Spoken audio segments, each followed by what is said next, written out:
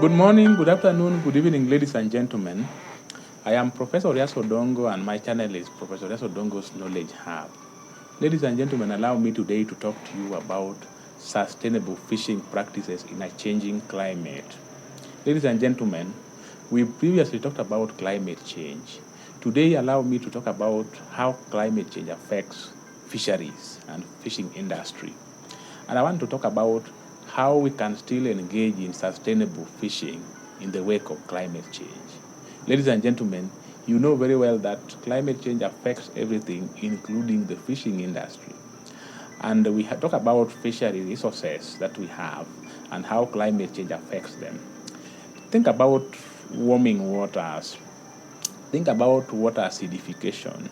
Think about the altered precipitation and even extreme weather events that we are having and how they impact the fishery industries. We've noticed that they create shift, particularly with regard to fish distribution and even abundance. They even affect where fish will live because we have habitat and habitat degradation as one of the effects that climate change will come up with. So when all these things happen, they have direct impact with socioeconomic activities that happen in aquatic environment. On a biological and ecological scale, climate change will cause a lot of issues with species distribution. We have stress in water or aquatic life. We can have habitat degradation. We can have water acidification and disruption in food webs, food systems that we have where fish will live. On sociological scale, we can have quite a lot. Climate change will cause food insecurity. It will cause economic losses that we have, fishery management challenges that we have, and even conflicts. We have been able to see this across the globe. Ladies and gentlemen, what do we do in the wake of climate change? Do we engage the business as usual with regard to managing the fisheries or fishing industry in the wake of climate change? No. For us to succeed in almost all sectors, and fishery sector included, we need to adopt a mechanism that will enable us to sustainably do fishing in manners that will enable us to satisfy the demands of fish now without really reading of what will benefit future generations. So if we talk about sustainable fishery resource management, then we imagine catching fish in ways that will not deplete the fish, in ways that even future generation will still have to benefit from the fishery resources. How might we do this? We can only do this if we are doing fishery processes or practices that are guided by scientific data, those that are guided by responsible methods. Can you imagine if we were to engage sustainable fishery practices, like if we were to prevent overfishing, for example, if we are to engage catch limits, if we are to use the correct gear when we are fishing, that can help us to minimize bycatch or fish that we did not intend to catch. Is it possible that we can engage in even protecting where fish will live, or even supporting efforts to build enough fish stock so that fish is not depleted? Can you also imagine that there are ways that are being used currently that are very unsustainable? We use them to harvest a large amount of fish. We take away fish that we did not intend to deal with. We cannot maintain it for long because it will lead to depletion of fish resources. Look at the fishery population that we are having today, fish population. We have been able to have even a lot of destruction of where fish will live. I want to give you some of the examples of unsustainable fishing methods that people use today. Look at even overfishing. Is it possible that you have been able to see from where you are that people are harvesting fish faster than fish is supposed to naturally regenerate? Fish will also reproduce if you give them ample environment where you don't use methods that will lead to their sharp decline.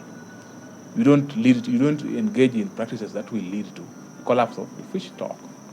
Look at practices like bottom trawling or dredging, where you will find fishermen will be using large nets, using destructive metals that they put in the water that will even scoop a large amount of aquatic lives that we have there.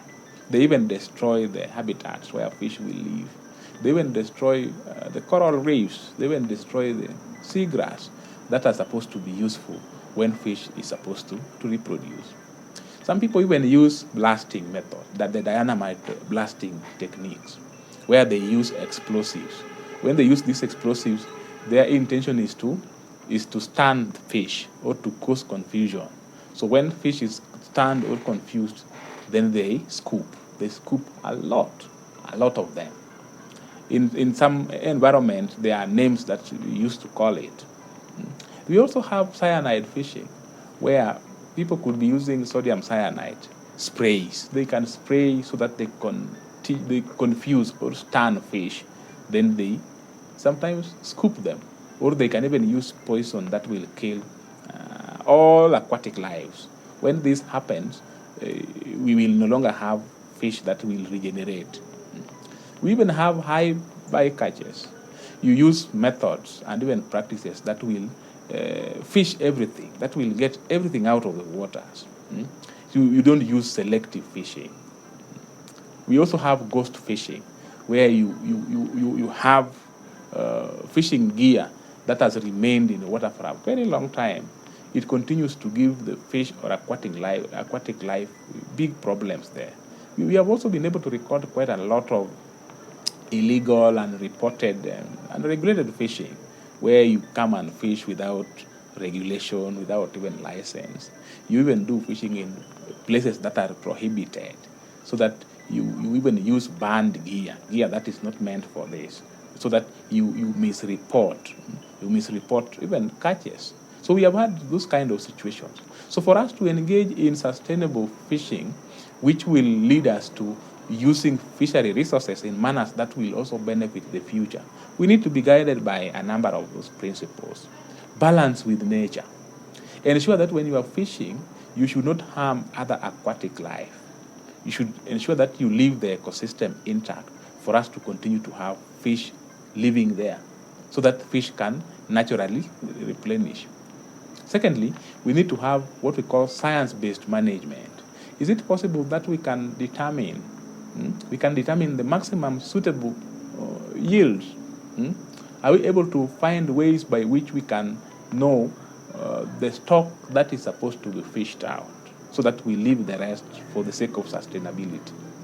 Are we supposed to engage in a practice that minimizes harm that we do, even as we do fishing practice?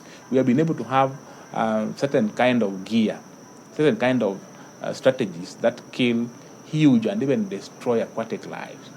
Are we able to inculcate what we call community responsibility, where community members are required to really come together, whether they are recreational anglers, whether they are commercial fishers, whether they are scientists and even conservationists?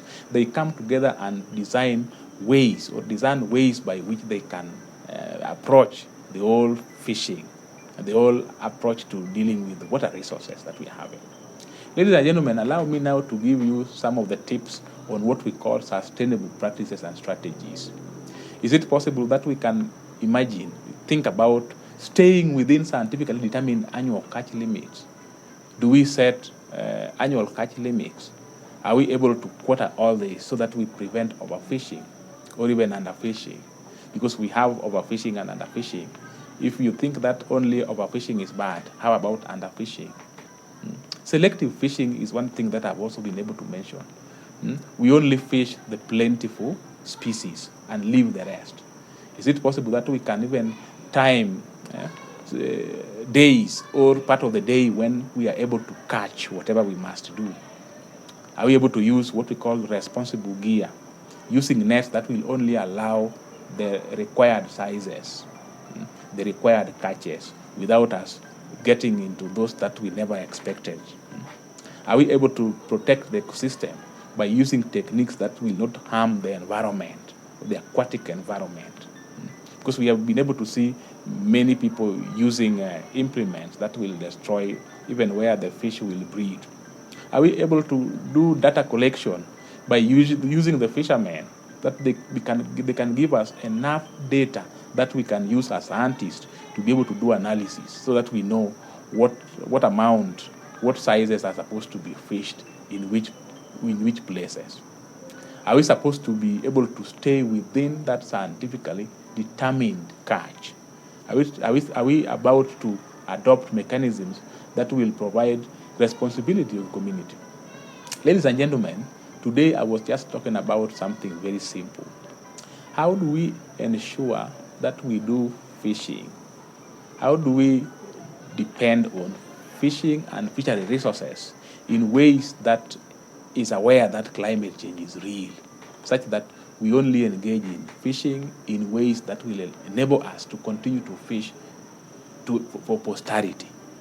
We're supposed to fish in ways that will allow us even to give future generation a chance to also use the fishery resources. I've been able to give you some of the impact that climate change has on fishery and the fish sector. I've been able to give you some of the ways by which we destroy fishery resources, unsustainable ways that we have always used, like overfishing, like bottom trawling or dredging, dynamite or blast fishing. We've been able to isolate how we have been using high bycatch practices that are not recommended, including even ghost fishing, or even illegal and unreported or even unregulated fishing. And I've been able to point out some of the principles that we must use if we are to engage in sustainable fishing, like balance with nature, using scientific models, minimizing harm whenever you are using this kind of approaches, involving community. And I gave you some of the sustainable strategies and approaches that are supposed to be used, using scientifically determined annual catch limits, selective fishing. I've been able to mention that. Protecting our environment, the aquatic environment, using data to deal with all this, using very responsible gear to deal with this. Ladies and gentlemen, allow me to stop there today, and I want to continue to urge you to like, to share, and to subscribe to this channel, because we have a lot of many incisive discussions that we are lining ahead, only on Professor Oriaso Odongo's Knowledge Hub. Welcome again.